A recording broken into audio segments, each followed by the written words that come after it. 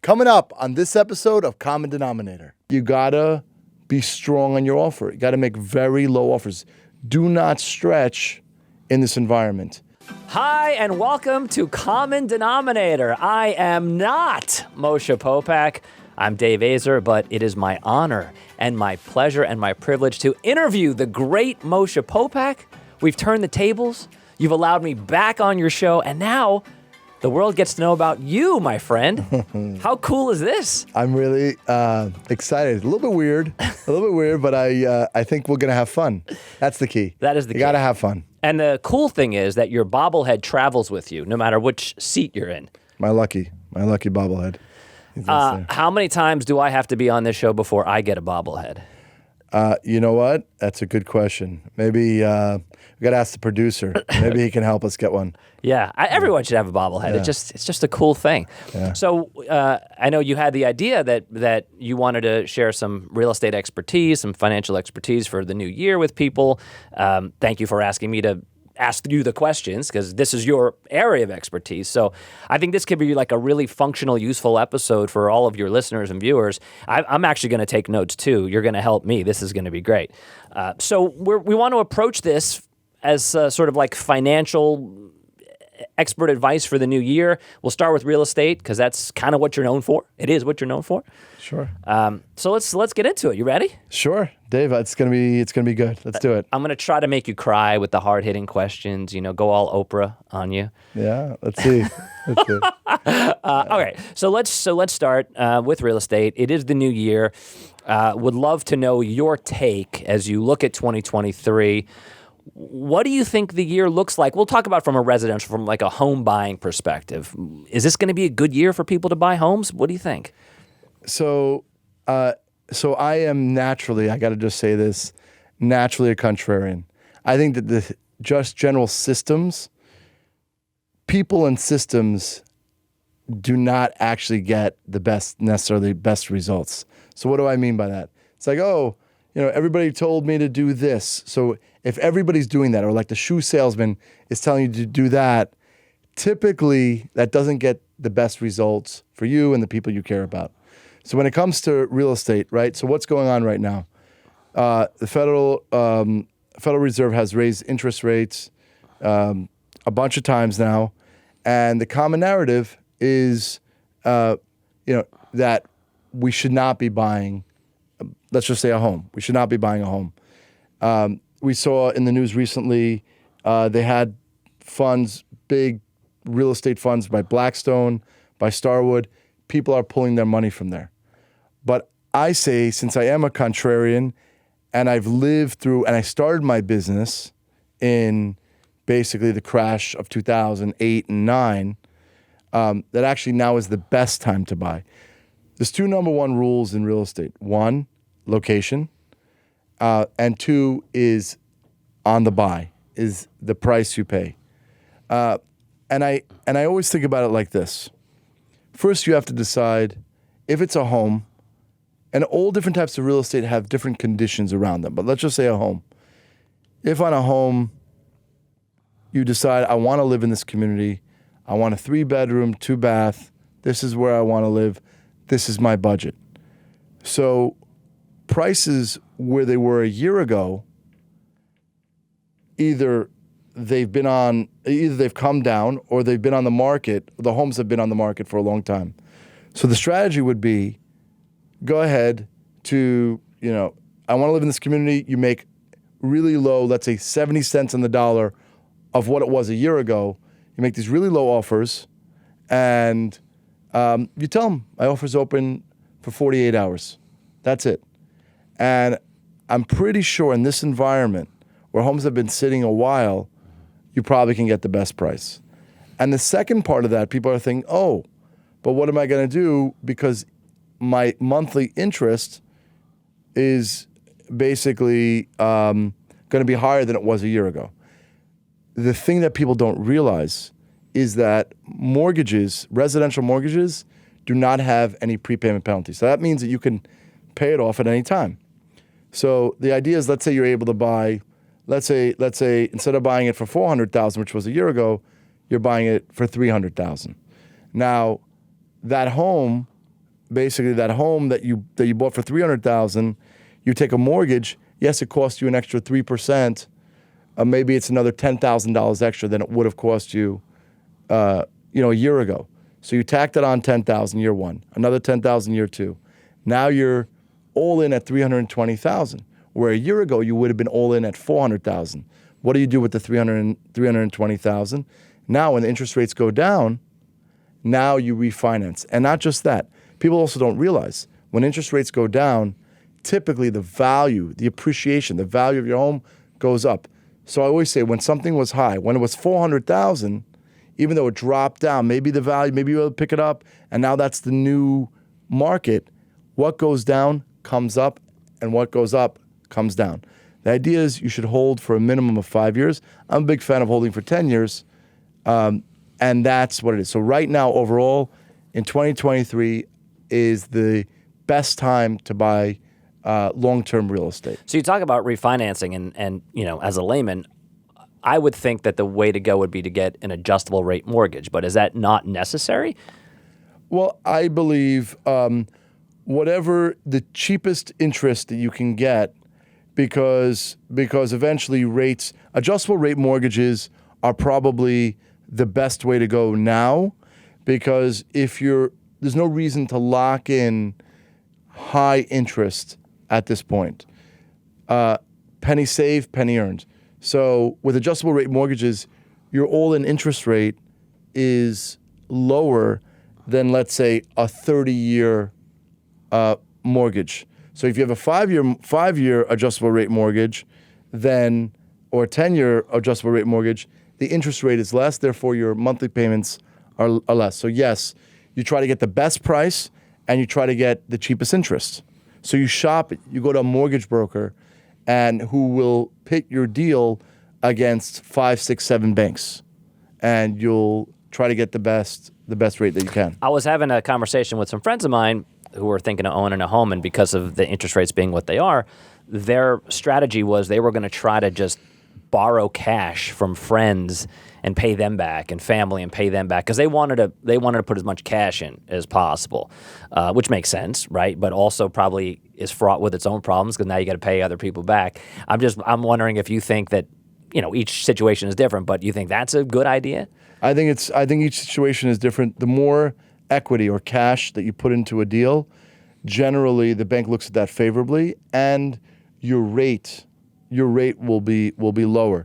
But again, the strategy is, take the money, and maybe it costs you 8-10%. Maybe it does, but remember, it's only short term.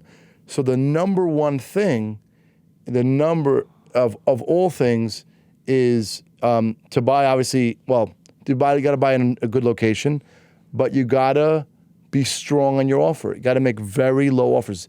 Do not stretch in this environment, because how many 3-bedroom, 2-bath homes in this 5-mile radius are there? Maybe there's a lot. And the better thing is there might have been properties or homes on the market for a few months, and now it's not on the market anymore. You know what you do? You go with milk and cookies, and you knock on that door, is what you do. And they may come with you, right? I mean, I'm just saying, like... Is there a certain type of cookie that works best in these situations? It's always chocolate chip. Always. So if I walk to your house and I wanted to make an offer, chocolate chip would be the way to... Like, are you an almond milk family?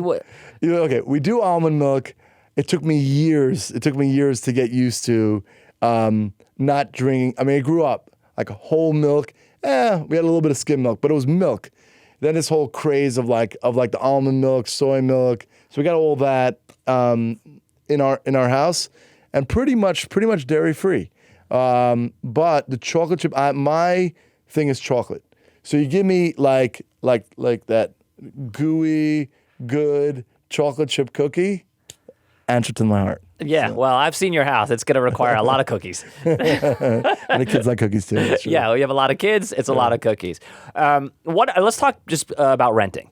That's your area of real expertise. That's what you do with your multifamily units. I know you pretty well by now. I know how you feel about buying versus renting, but for the listeners and viewers who may not know, who are trying to wrestle with that decision, what are a couple things that you think they should think about? Well, I think the number one thing is if you're not ready to buy, in general, conserve your money. Don't. The real work is to not keeping up with the Joneses. That is patience, and I know we're living in a society of immediate gratification, doing things right now. I tell especially the youth, my kids, one of them was almost 17, one was 15, one of them's got the real estate bug. I said, listen, calm down. They had a line, maybe it was Jeff Bezos, that's Warren Buffett. So Warren is like, your strategy of getting wealthy is seems to be pretty simple. Why don't most people follow it? And he said, because most people don't want to get rich slowly, and that's really the key. A little bit of patience. And that's what you love about real estate, right? Because there's crypto. There's all kinds of different venture capital investment opportunities, and those might have the sort of sexy quick fix. But tell us how you feel about some of those. Let's start with crypto. Where are you on that? Yeah. So with crypto, I always think my mind always goes to the practical, very, very practical, functional thing of every human, and it goes to the words passive income. You want, I guess we can have an analogy of like a cow. Think of a cow, like you're milking a cow. You want to pet the cow. You want to take care of the cow, make sure it eats good grass. So that's the idea of every single, in the asset box that you have, you want to make sure that that's what does. The thing is with crypto, it's just a thing and no money comes from it each month.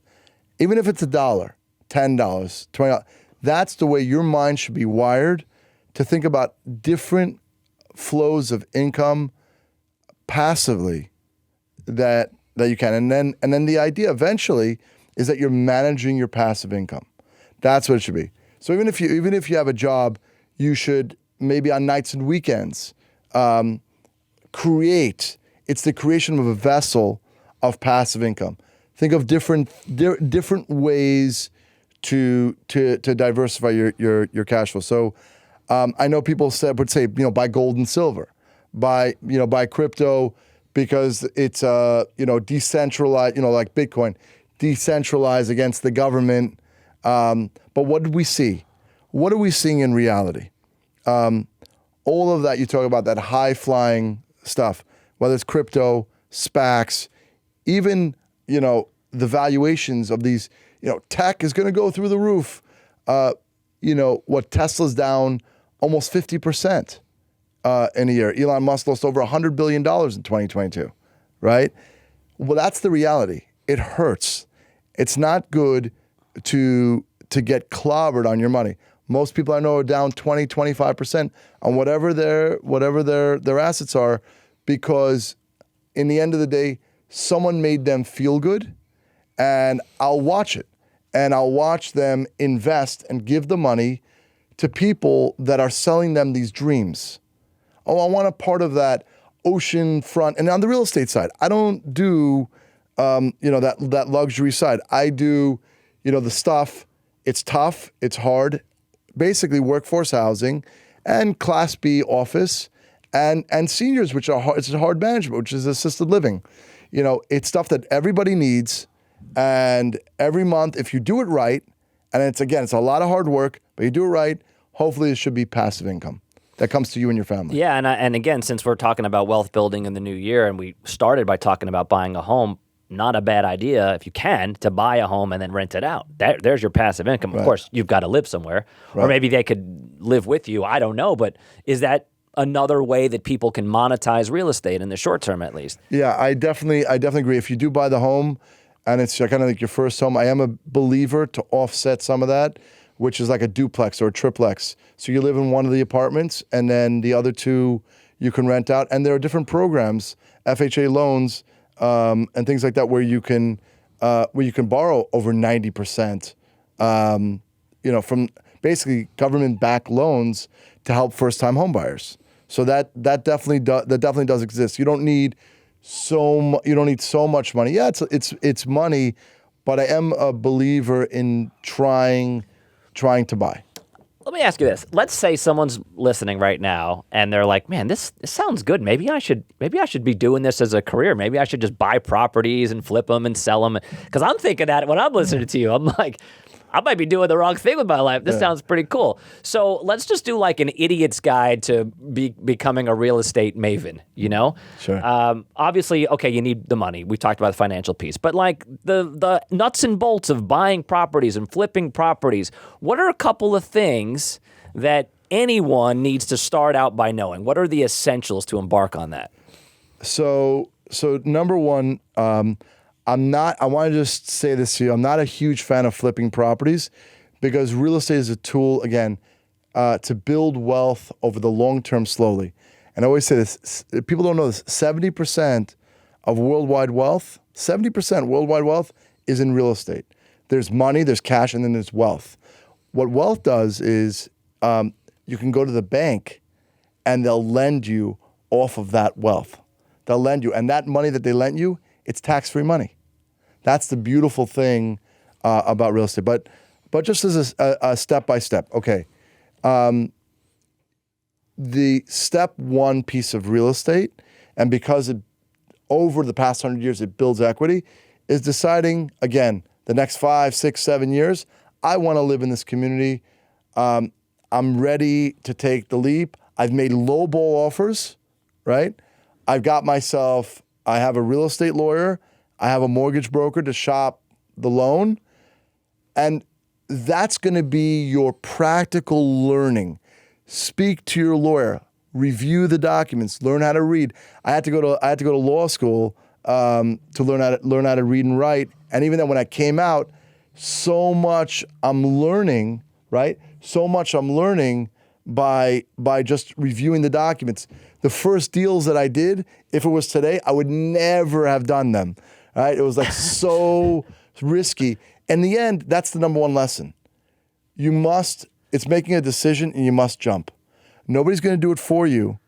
So you do it if it makes sense. I always say you have a logic and go with it with grit. Meaning put it on a piece of paper. Okay, income's coming in or I'm saving, either money's coming in from rent or I'm saving because I don't have to pay rent. And then these are my expenses. This is my maintenance, this is my insurance, this is my taxes, and being realistic with that. But what happens is, yes, there might not be cash flow, and maybe you're breaking even less, you bought a duplex, triplex, and maybe it's helping to pay some of the bills. But what happens naturally?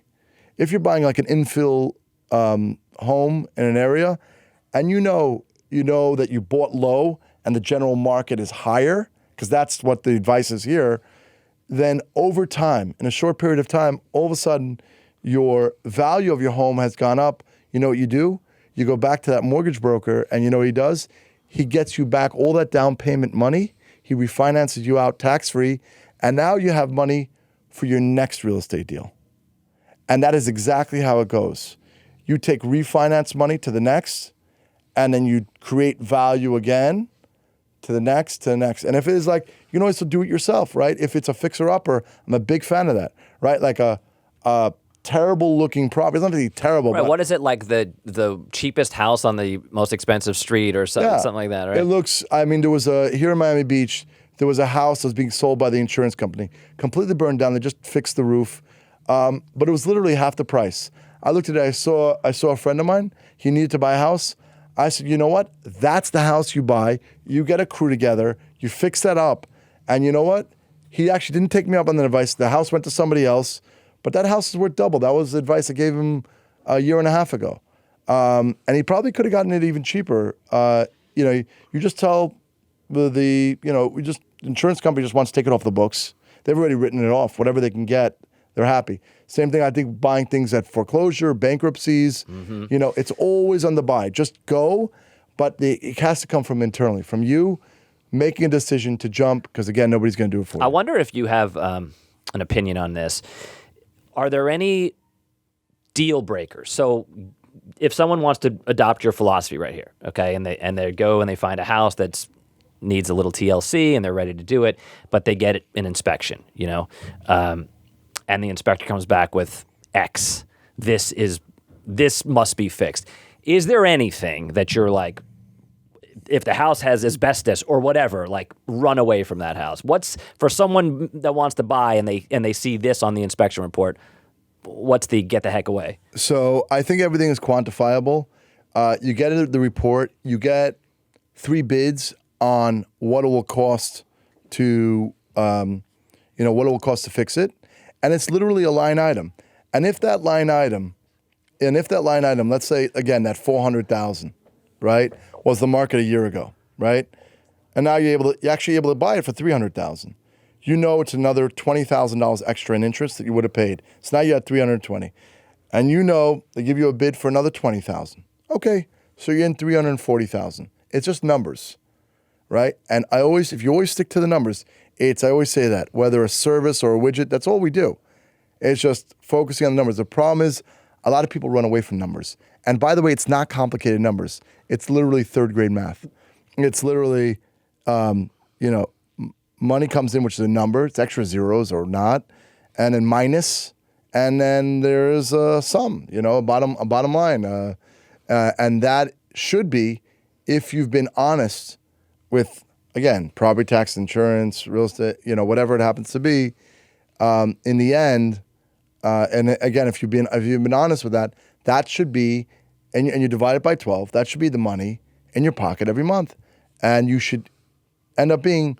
There should be return on your investment, either in the form of, equity of the growth of your property, or hopefully both, that there's free cash flow and that you're able to grow that free cash flow. And I would just say, from my own experience, save a little extra money on the side, because when you move into your house, stuff's going to break. For sure. I agree.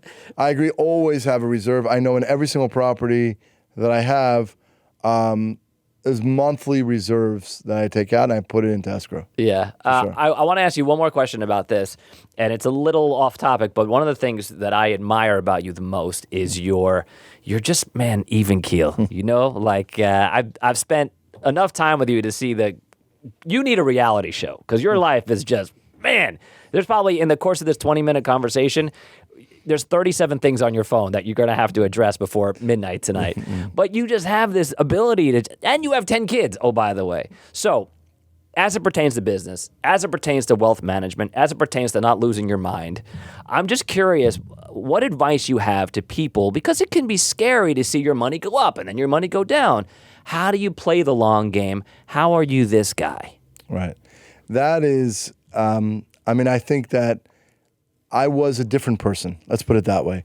I think I always use that example when I think about the young years of Roger Federer, right? Always all the emotions, and then what it is. I know he just retired. He's just even killed. And I always admired that. What I was finding was, and it's just this own journey that I've had, that whether it would be internally or externally, and I get excited about something, some reaction, some outward reaction, because there were so many other things going on, it would end up affecting 10 other things that I had going on. So I had to develop a process. Now the process is, and I keep saying that, it's like the pen to paper of being aware of your own reaction. Crazy stuff is happening. I've also trained basically 10 years Brazilian Jiu-Jitsu, which does a lot of work on emotions. In the end of the day, because I'm a big believer in this, the only thing we can control is our own reaction. The world, everything else is a thought of an ego. Like we think, we can control that. We don't. So I'm constantly doing work and focusing on only the things that are within our control. But it's an everyday maintenance, and it's, I know it's lifelong, but it's super important, because I remember what it was. I remember how I felt when I didn't do the work to try to master my emotions, right? So I always have that in my mind, and I don't want to go back there. So it becomes front and center of literally every day. and then everything just kind of happens. So that's what you're seeing. Yeah, and That's it looks, what you're saying. Whatever, there may be stuff going on the inside, but externally Yeah. it looks very good, man. Yeah, Right, yeah. right. And anytime you use the greatest tennis player in the history of the sport as your role model, who's known for his mental acuity and coolness, I think you're in the right place. Okay, I know you asked these questions to all of your guests, so finally we get to turn the tables and ask them to you. Sure. What is something that you're grateful for? I always say this, and I really mean it because it's foundational to me. I know that there could have been an alternative existence or life for me. And I had my holiday party the other day, and the whole thing is a miracle. The fact that I'm alive, the fact my wife, my kids, my business, I'm sitting here on this podcast, started from nothing. I constantly think about that, literally. When I'm by myself, gratitude of every single piece of my life. I just have just tremendous gratitude because I never forget again where I was and where I am today, and that's what keeps me motivated. I mean, I'll never. P. Diddy always says, "Can't stop, won't stop," and that's kind of my medicine in a way. I just keep going, do the best that I can. I try to give 110%. If it's 3 a.m, 4 a.m, there's no reaction from me. It's just whatever it takes all the time. There's a trillion things going on all the time, and that's fine. It's good. It's good. I love it's it, like man. it. I love it. Okay, something that we may or may not know about you, something we don't know about you. What do you got? So let's see. Don't know about me.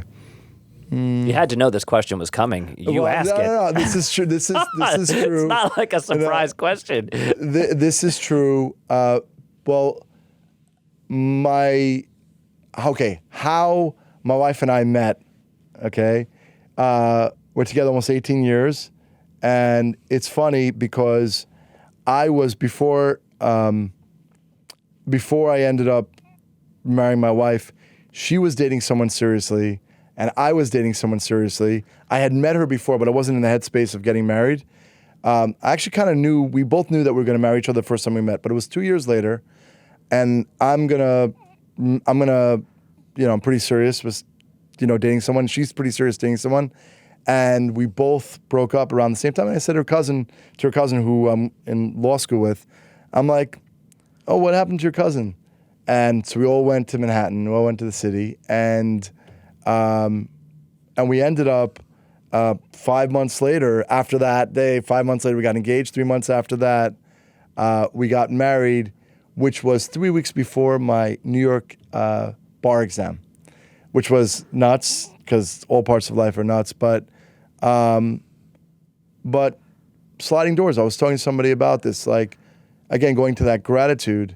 My life could have been anyway, and nothing to do with a past or anything like that. But again, grateful for how the universe brought my wife and I together with the kids and everything else that we have. And we also work together. Yeah. Right? And you guys have a beautiful family. Thank you. Beautiful marriage. Thank you. A lot of work. It's a lot of work. A lot of work. Yeah. Always. Don't forget. It's a lot of work. Whatever people say. But she's an amazing lady. And thank you so much for letting me sit in your seat. Appreciate It's it. good. A little break for me, but I love it. I love doing the show. I love hanging out, Dave.